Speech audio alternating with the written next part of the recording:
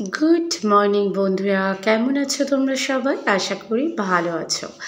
আর এখন বাজে সকাল 6:30। তো 6:30টার সময় দেখতেই পাচ্ছ আমার ছোট্ট সোনা ঘুমাচ্ছে। ওর অবশ্য শরীরটা একটু খারাপ আছে, আগের দিন গাটা একটু গরম গরম হয়েছিল, তবুও এখন ভোরবেলা ওঠারই অভ্যাস হয়ে গেছে ওর, কারণ ওর স্কুলে পড়ে, ওর মর্নিং স্কুল। কিন্তু আমার ছোট্ট সোনার স্কুল কিন্তু আজকে ছুটি। তো যার জন্যে আমি আর ডাকিনি। আর এদিকে আমি আজকে তোমাদের সঙ্গে যে রান্নাটা শেয়ার করছি সেটা একটা নিরামিষ ভেজ রান্না। তো দেখতেই পাচ্ছ আমি ডাল ভিজিয়ে রেখেছিলাম, ডালটাকে আমি পেস্ট করে নিয়েছি। তারপরে একে একে হলুদ গুঁড়ো, জিরে গুঁড়ো, লঙ্কা গুঁড়ো আর বেসন দিয়ে দিয়েছি 1 চামচ। বেসন দিয়ে আমি এটা ফেটিয়ে নিচ্ছি।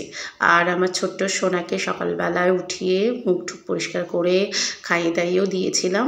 তো তারপরে আমার ছোট্ট সোনা কিন্তু একটু খেলে ঠেলে নিয়ে তারপরে চলে এসেছে যে মাম্মা কী বানাচ্ছে দেখতে। তো একটুখানি হাতও দিচ্ছে আর দেখে দেখে নিচ্ছে আর বলছে মাম্মা এটা কি, কারণ সচরাচর এই খাবারটা কিন্তু আমি বাড়িতে বানাই না।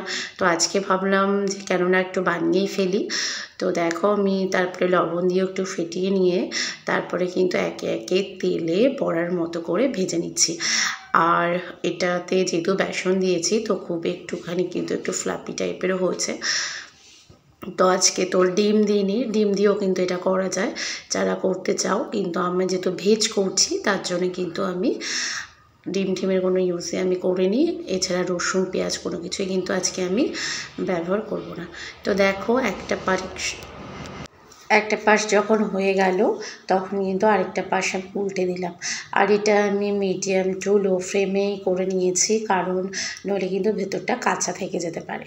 তারপরে বড়াগুলোকে একে একে তুলে নিয়ে তাতে কিন্তু আমি দিয়ে দিয়েছিলাম সেই তেলে একটু জিরে ফোড়ন, আর দিয়েছি এখানে টমেটো আর আদার একটা পেস্ট করে রেখেছিলাম, সেই টমেটো আর আদার পেস্টটা তেলে দিয়ে নিয়েছি।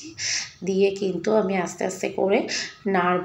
আর দিয়ে দিয়েছি এতে জিরে গুঁড়ো, লঙ্কা গুঁড়ো আর হলুদ গুঁড়ো। আর অবশ্যই করে তো স্বাদ অনুযায়ী লবণ অ্যাড করতেই হবে। তো লবণটাও আমি কিন্তু দিয়ে দিলাম পরিমাণ মতো। তো তারপরে কিন্তু আস্তে আস্তে লো ফ্লেমে আমি আস্তে আস্তে করে নাড়তে থাকছি, যাতে করে মশলায় যে টমেটো রয়েছে তার কাঁচা গন্ধটা যেন আর না থাকে। তো সেই জন্যেই আবার বেশি ফ্লেম দিলে পুড়ে উঠতে পারে, তো যে কারণে হালকা হাতে কিন্তু নাড়াচাড়া করে নিচ্ছি। তো দেখো কি সুন্দরভাবে কিন্তু তেলটা ছেড়ে গেছে। তো দেখতেই পাচ্ছ মশলা থেকে তেল বের হতে শুরু করেছে। এই সময় কিন্তু আমি জল অ্যাড করব।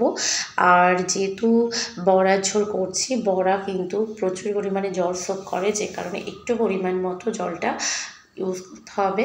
তো আমি কিন্তু একটু পরিমাণে জলটা একটু বেশিই দিয়েছি।